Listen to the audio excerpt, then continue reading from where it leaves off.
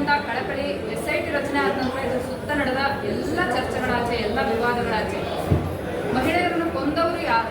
ಇದು ನಮ್ಮ ಪ್ರಶ್ನೆ.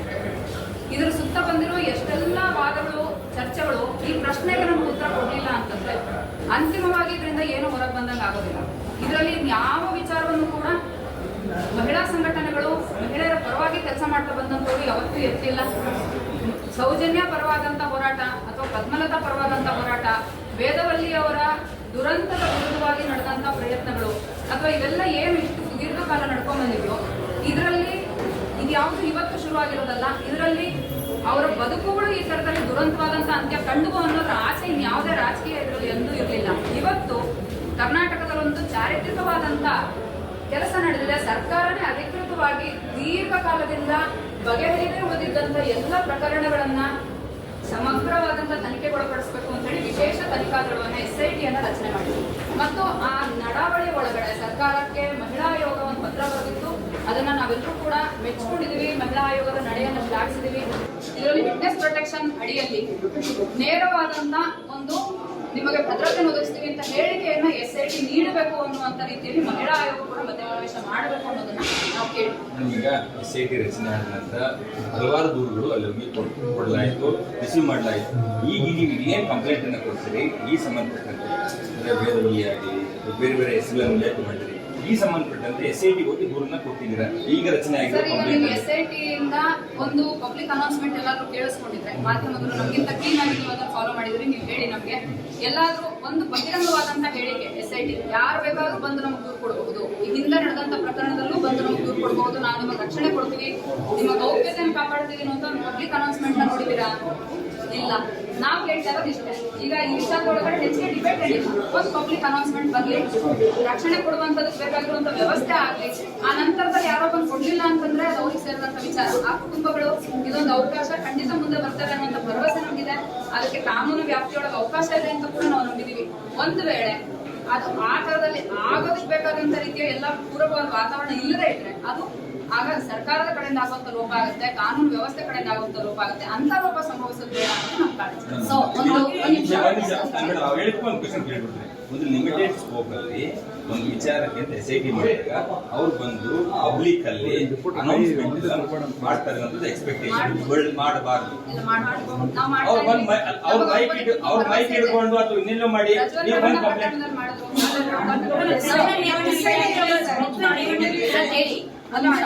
ಆಯ್ತು. ನನ್ನ ಪ್ರಶ್ನೆ ಸಿಂಪಲ್ ಮೇಡಮ್, ನೀವು ಹೋಗಿ ಕಂಪ್ಲೇಂಟ್ ಪ್ರಶ್ನೆ ಕೇಳಿ, ನೀವು ಮೂರು ಪ್ರಶ್ನೆ ಕೇಳಿ, ನನ್ನ ಪ್ರಶ್ನೆ ಕೇಳಿ, ನನ್ನ ಪ್ರಶ್ನೆ ಕೇಳಿ, ನೀವು ಹೋಗಿ SIT ಗೆ ಕಂಪ್ಲೇಂಟ್ ಕೊಡುವ ಕೆಲಸವನ್ನ ಮಾಡಿದ್ರ? ಅವ್ರು ನಿಮ್ಮ ಕಂಪ್ಲೇಂಟ್ ಅನ್ನು ರಿಜೆಕ್ಟ್ SIT ರಚನೆ ಆಗಲಿ ಅಥವಾ ಸರ್ಕಾರ ಆಗಲಿ ಒಂದು ಹೆಲ್ಪ್ ಲೈನ್ ಅನ್ನ ಮಾಡಿ ಯಾರಾದ್ರೂ ಇದಕ್ಕೆ ಸಂಬಂಧಪಟ್ಟಂತೆ ದೂರುಗಳನ್ನ ಕೊಡಬಹುದು. ಆ ದೂರು ಕೊಟ್ಟವರಿಗೆ ನಾವು ರಕ್ಷಣೆಯನ್ನ ಕೊಡ್ತೇವೆ ಅನ್ನೋದು ಇದುವರೆಗೂ ಕೂಡ ಯಾವುದೇ ಒಂದು ಸ್ಟೇಟ್ಮೆಂಟ್ ಗಳನ್ನ ಸರ್ಕಾರ ಆಗಲಿ ಅಥವಾ SIT ಆಗಲಿ ಕೊಟ್ಟಿಲ್ಲ. ಈ ವಿಚಾರವನ್ನ ಪ್ರಜ್ವಲ್ ರೇವಣ್ಣ ಅವರ ಒಂದು ಪ್ರಕರಣದಲ್ಲಿ ಇದು ಸರ್ಕಾರ ಜವಾಬ್ದಾರಿ ತಗೊಂಡಿತ್ತು, SIT ಜವಾಬ್ದಾರಿ ತಗೊಂಡಿತ್ತು. ಇದರಲ್ಲಿ ನಾವು ಕೇಳ್ತಾ ಇರೋದು SIT ಮತ್ತು ಸರ್ಕಾರ ಈ ಪ್ರಕರಣಗಳಲ್ಲಿ ಧರ್ಮಸ್ಥಳದ ಸುತ್ತಮುತ್ತ ನಡೆದಂತಹ ಮಹಿಳೆಯರ ಕಾಣೆಯಾಗಿರೋ ಬಗ್ಗೆ ಅಥವಾ ಪ್ರಕರಣಗಳ ಬಗ್ಗೆ ದೂರನ್ನ ನೀಡಿದಲ್ಲಿ ನಾವು ನಿಮಗೆ ಸೂಕ್ತ ರಕ್ಷಣೆ ಕೊಡ್ತೀವಿ, ಸಾಕ್ಷಿ ರಕ್ಷಣೆ ಕೊಡ್ತೇವೆ ಅನ್ನೋದನ್ನ ಇಲ್ಲಿ ಕೂಡ ಹೇಳಿಕೆ ಕೊಟ್ಟಿಲ್ಲ. ಹಾಗಾಗಿ ಇದರ ನಾವು ಒಂದು ಇರುವಂತ ಸರ್ಕಾರ ಹಾಕಿ ಕೊಟ್ಟು ಓದು ತಗೊಂಡು ಬಂದಂತನು ರಕ್ಷಣೆ ಕೊಡ್ತೀನಿ ಅನ್ನುವಂಥದ್ದನ್ನ ಓದ್ ತಗೊಂಡೇ ಬಂದಿರ್ತಾರೆ. ಕೊಡಲ್ಲ ಅಂದ್ರೆ ತಪ್ಪಾಗುತ್ತೆ. ಕೊಡ್ತೀನಿ ಅಂತ ಹೇಳೋದಿಲ್ಲ, ನೀವು ಕಂಪ್ಲೇಂಟೇ ಕೊಡದೆ ಕೊಟ್ಟಿಲ್ಲ ಅಂತ ಹೇಳ್ಬಿಡಿ. ಒಂದ್ ನಿಮಿಷ, SIT ಯನ್ನ ರಾಜ್ಯ ಸರ್ಕಾರ ರಚನೆ ಮಾಡೋದು. ಮಹಿಳಾ ಆಯೋಗ ಯಾರು? ಮಹಿಳಾ ಆಯೋಗವು ಸರ್ಕಾರದ ಒಂದು ಅಂಗ. ಹಾಗಾಗಿ ನಾವು ಎತ್ತುವ ಎಲ್ಲ ಬೇಡಿಕೆಗಳು, ನಮ್ಮ ಹಕ್ಕೊತ್ತಾಯಗಳು ಮಹಿಳಾ ಆಯೋಗದ ಮೂಲಕ, ಸರ್ಕಾರದ ಮೂಲಕ SIT ಮುಟ್ಟಬೇಕು ಅಂತಾನೆ ಮಾಡ್ತಾ ಇರ್ತಕ್ಕಂಥದ್ದು. ನಾವು ನೇರವಾಗಿ SIT ಗೆ ಇರುವ ಬೇಡಿಕೆಗಳು ಕೇಸನ್ನ ಕೊಟ್ಟರೆ ಇನ್ವೆಸ್ಟಿಗೇಷನ್ ಮಾಡುವ, FIR ದಾಖಲು ಮಾಡಿಕೊಳ್ಳುವ, ಕ್ರಮ ಕೈಗೊಳ್ಳುವ ಅಧಿಕಾರ, ಪವರ್ ಇರುವಂತ ಇನ್ವೆಸ್ಟಿಗೇಷನ್ಗೆ ನೀವು ಕೊಟ್ಟಿದ್ರಾ ಮೊದಲು ಅನ್ನೋದು ನಾವು ಸರ್ಕಾರದ ಮೂಲಕ ಗಮನಕ್ಕೆ ತಂದಿದ್ದೇವೆ. ನಾವು ರಾಜ್ಯ ಸರ್ಕಾರದ ಮೂಲಕ SIT ಗಮನಕ್ಕೆ ತರಲಿಕ್ಕೆ ಹಲವು ಪ್ರಯತ್ನಗಳನ್ನ ನಾವು ಮಾಡಿದ್ದೇವೆ. ಅದು ಮುಟ್ತಾನೂ ಇದೆ, ಮುಂದೆಯೂ ನಾವು ಮಾಡ್ತೇವೆ. ಪ್ರಶ್ನೆ ಏನಿದೆ ಸರ್, ಇವತ್ತು ಸರ್ಕಾರದ ನಡಾವಳಿಯಲ್ಲಿದೆ ಈ 20 ವರ್ಷದ ಅಸಹಜ ಎಲ್ಲ ಪ್ರಕರಣಗಳು ಬರಬೇಕು ಅಂತ ಹೇಳಿ. ಇವತ್ತು ಫೋಕಸ್ ಸ್ವಲ್ಪ ಸೀಮಿತವಾಗಿದೆ ಅಂತ ಅನ್ನಿಸ್ತಾ ಇದೆ. ಆ ಹಿನ್ನೆಲೆಯಲ್ಲಿ ಫೋಕಸ್ ಎಲ್ಲಾ ಪ್ರಕರಣಗಳು ಸಿಗಬೇಕು ಅಂತ ಹೇಳಿ ನಾವಿವತ್ತು ಮಹಿಳಾ ಆಯೋಗದ ಮೂಲಕ SIT ಎಂದು ಸರ್ಕಾರವನ್ನು ನಾವು ಒತ್ತಾಯಿಸ್ತಾ ಇದ್ದೇವೆ. ಹೇಳಿ, ಈಗ 20 ವರ್ಷಗಳ ಅವಧಿಯ ಎಲ್ಲ ಅಸಹಜ ಸಾವುಗಳ ಪ್ರಕರಣಗಳು ನಡೆದವೆ. ಯಾವ ವ್ಯಾಪ್ತಿಯ ಪೊಲೀಸ್ ಸ್ಟೇಷನ್ಗಳಲ್ಲಿ FIR ಆಗಿದ್ದಾವೆ, ಪೋಸ್ಟ್ ಮಾರ್ಟಮ್ ರಿಪೋರ್ಟ್ಗಳಿದಾವೆ, FNS ರಿಪೋರ್ಟ್ಗಳಿದಾವೆ. ಎಲ್ಲವೂ ಇದ್ದು ಸಮೇತ ಆ 20 ವರ್ಷದ ಆ ಎಲ್ಲಾ ಪ್ರಕರಣಗಳು ಹೊರಬರೋದಷ್ಟು ಸುಲಭ ಅಲ್ಲ. ಅಲ್ಲಿ ಒಂದು ಪಾಳೆಗಾರಿ ಹಿಡಿತಾ ಇದೆ, ರಕ್ಷಣೆಯ ಅಭದ್ರತೆ ಇದೆ, ಅಸುರಕ್ಷತೆ ಇದೆ. ಆ ಹಿನ್ನೆಲೆಯಲ್ಲಿ ಅದನ್ನ ಎನ್ಶೂರ್ ಮಾಡಿದಾಗ ಆ ಕುಟುಂಬಗಳ ಮತ್ತಷ್ಟು ಪ್ರಕರಣಗಳು ಹೊರಬರೋ ಸಾಧ್ಯತೆಗಳಿದಾವೆ. ನಮ್ಮ ಪ್ರಶ್ನೆ ಇಷ್ಟೇ ಸರ್, ಅಲ್ಲಿ ಮಹಿಳೆಯರು ಕಾಣೆಯಾಗಿದ್ದಾರೆ, ಮಹಿಳೆಯರು ಸತ್ತಿದ್ದಾರೆ, ಮಹಿಳೆಯರು ಆಗಿದ್ದಾರೆ, ಮಹಿಳೆಯರು ಮಣ್ಣಾಗಿದ್ದಾರೆ. ಯಾರು ಮಾಡಿದ್ರು ಇದಿಷ್ಟೇ ಉತ್ತರ. ಯಾರು ಮಾಡಿದ್ರು ಅವ್ರು ಪತ್ತೆ ಹಚ್ಚಿ ಅನ್ನೋ ಉತ್ತರವನ್ನ ಬಯಸಿ ನಾವಿಲ್ಲಿ ಬಂದಿದ್ದೇವೆ ಸರ್. That's all. ನಿಮ್ಮ ಅರ್ಥನಿಗೆ ನಿಮ್ಮ ತರದೆ ಅಥವಾ ನೀವು ಅಥವಾ ಯಾರೋ ಒಂದು ಹೋರಾಟಗಾರರು ಸರ್ಕಾರಕ್ಕೆ ಮನವಿ ಕೊಟ್ಟರು SIT ಅನ್ನು ಮಾಡಿದ್ರು. ಅದೇ ರೀತಿ ನಿಮ್ಮ ಬೇಡಿಕೆಯನ್ನು ಇಡುವಂತ SIT ಗೆ ಹೆಚ್ಚಿನ ಪವರ್ ಕೊಡುವಂತದ್ದು ಅಥವಾ ಇದಕ್ಕೆ ಸಂಬಂಧಪಟ್ಟ ನೀವು ನ್ಯಾಯ ಸಿಗುವ ರೀತಿ ಸರ್ಕಾರಕ್ಕೆ ಮನವಿ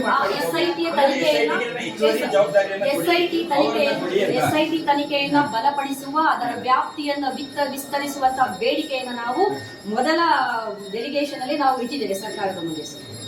ಮಹಿಳಾ ಆಯೋಗದ ಮುಂದೆ ಇಟ್ಟಿದ್ದೇವೆ. ಮತ್ತೆ ನಮ್ಗೆ SIT ಏನು ರಚನೆ ಆಗಿದೆಯೋ ಅವ್ರು ಯಾವ ತರದ ಕಾರ್ಯನಿರ್ವಹಿಸ್ತಾ ಇದ್ರು ಅದ್ರ ಬಗ್ಗೆ ಬಹಳ ನಂಬಿಕೆ ಇದೆ. ಖಂಡಿತವಾಗಿ ಇದೊಂದು ತಾರ್ಕಿಕ ಅಂತ್ಯವನ್ನು ಮುಟ್ಟುತ್ತೆ, ಮಹಿಳೆಯರಿಗೆ ನ್ಯಾಯ ಸಿಗುತ್ತೆ, ಮಣ್ಣಾದಂತ ಅಮಾಯಕರಿಗೆ ನ್ಯಾಯ ಸಿಗುತ್ತೆ ಅನ್ನೋ ನಂಬಿಕೆ ಇದೆ. ಹಾಗಾಗಿರೋದ್ರಿಂದಲೇ ಅದಕ್ಕೆ ಪೂರಕವಾಗಬಹುದಾದಂತ ಎಲ್ಲ ವಿಚಾರಗಳು ಖಂಡಿತವಾಗ್ಲೂ ಎನ್ಶೂರ್ ಆಗಬೇಕು ಮತ್ತು ಅದಕ್ಕೆ ನೆಗೆಟಿವ್ ಆಗಬಹುದಾದಂತ ಈ ತನಿಖೆಯನ್ನ ಅಡ್ಡಿ ಉಂಟು ಮಾಡಬಹುದಾದಂತ, ಹ್ಯಾಂಪರ್ ಮಾಡಬಹುದಾದಂತ ಯಾವ ವಿಚಾರಗಳು ಇದ್ರ ಮಧ್ಯದಲ್ಲೆಲ್ಲೂ ಬರ್ಕೂಡುದು ಅನ್ನುವಂಥದ್ದನ್ನ ನಾವು ಕೇಳ್ತಾ ಇದ್ದೇವೆ. ಇದ್ರ ಜೊತೆಗೆ ನಾವು ಇವತ್ತು ಕರ್ನಾಟಕದೊಳಗಡೆ ವಿಧಾನಸಭೆಯಲ್ಲಿ ಚರ್ಚೆ ಆದಂತ ಸಂದರ್ಭದಲ್ಲಾಗ್ಲಿ ಅಥವಾ ಮಾಧ್ಯಮಗಳಲ್ಲಿ ಚರ್ಚೆ ಆದಂತ ಸಂದರ್ಭದಲ್ಲಾಗ್ಲಿ ಮಹಿಳೆಯರ ವಿಚಾರ ಕೇಂದ್ರದಲ್ಲಿ ಇಲ್ಲದೇನೆ ಇನ್ನಿತರ ವಿಚಾರಗಳ ಸುತ್ತ ಏನು ಡಿಬೇಟ್ ನಡೀತಾ ಇದೆಯೋ ಇದ್ರ ಬಗ್ಗೆನೂ ನಮ್ಮ ಕಳಕಳಿಯನ್ನು, ನಮ್ಮ ಬೇಸರವನ್ನ ನಾವಿಲ್ಲಿ ವ್ಯಕ್ತಪಡಿಸಿದ್ದೇವೆ. ಇದನ್ನೂ ಕೂಡ ನಾವು ಮಹಿಳಾ ಆಯೋಗದ ಅಧ್ಯಕ್ಷರನ್ನು ಕೇಳ್ಕೊಂಡಿದ್ದೇವೆ. ನಮ್ಗೆ ಮಹಿಳೆಯರ ಪರವಾದಂತ ನ್ಯಾಯವನ್ನ ಖಾತ್ರಿಪಡಿಸಬೇಕು.